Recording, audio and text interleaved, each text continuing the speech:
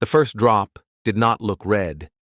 It struck a palm leaf in Kottayam just after sunrise on July 25, 2001, and spread like watercolor.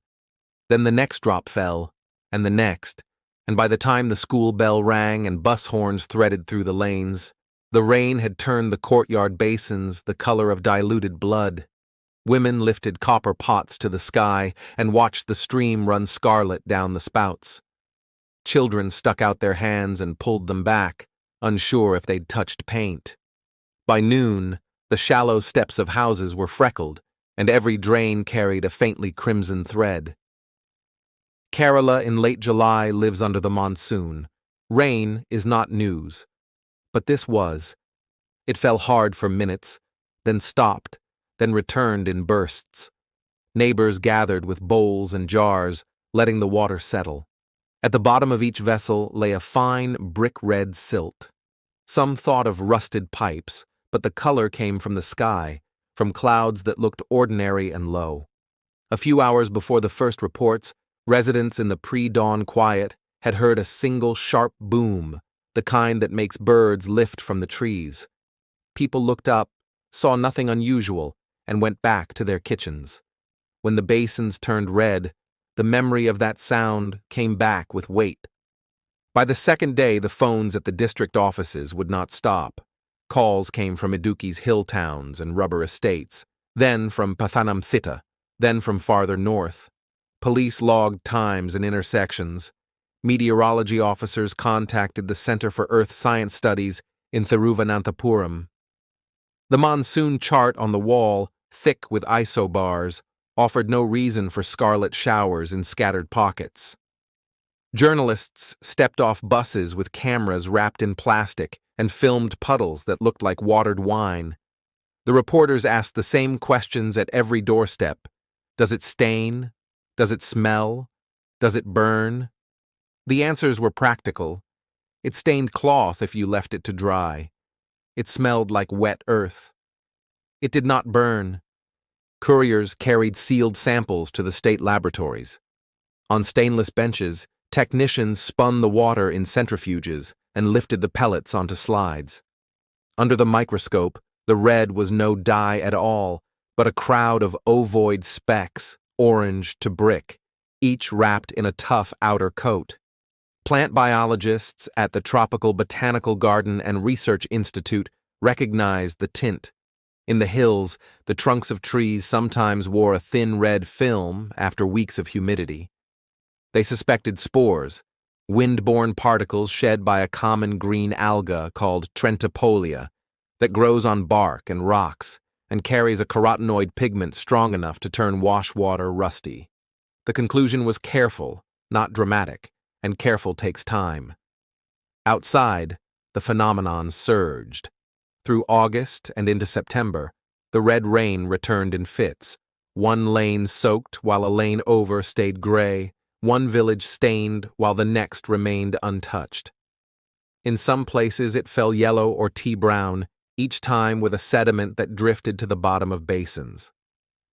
Fishermen in Alappuzha rinsed nets that came up the color of weak chai. Rubber tappers came down from the slopes with red freckling on their plastic ponchos. A family in Ernakulam poured a bucketful over concrete and watched the rivulets split and braid into pink threads as if the ground itself were leaching color.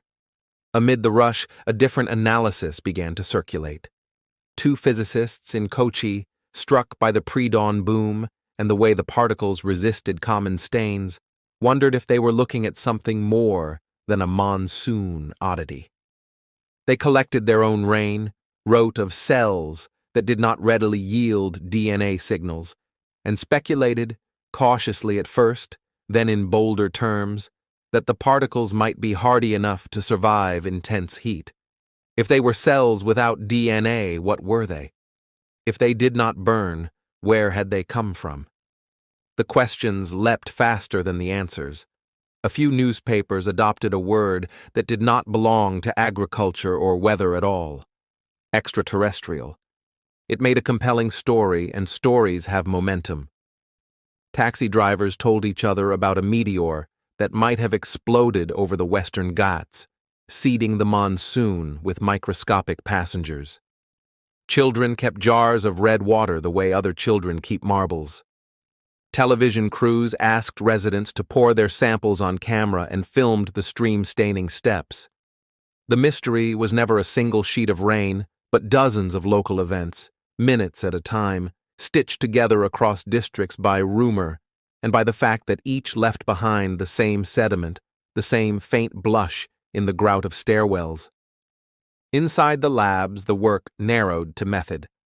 The particles were tough. Botanists softened their coats with enzymes and heat, then repeated the DNA stains using protocols for algae and fungi rather than animal tissue. Under ultraviolet light, signals appeared. Electron micrographs showed internal structures consistent with spores. When incubated in the right medium, some particles darkened and expanded the way Trentipolia spores do when they take up water. Chemists measured the pigment and matched it to the carotenoids known from that genus. The red, in other words, behaved like life that clings to bark and stone, not like something that fell from space. Government reports summarized it without romance.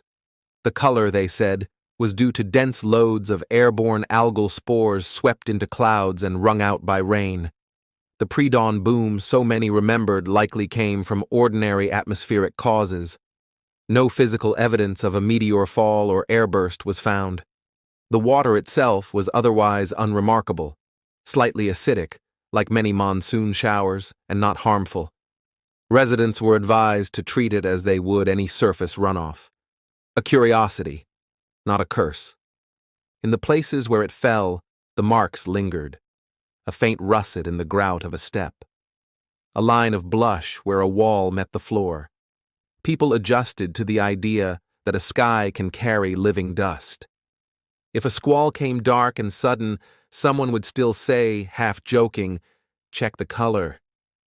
The older men on tea-shop stools smiled when they said it, remembering that first week when headlines made their quiet towns feel like the edge of something enormous.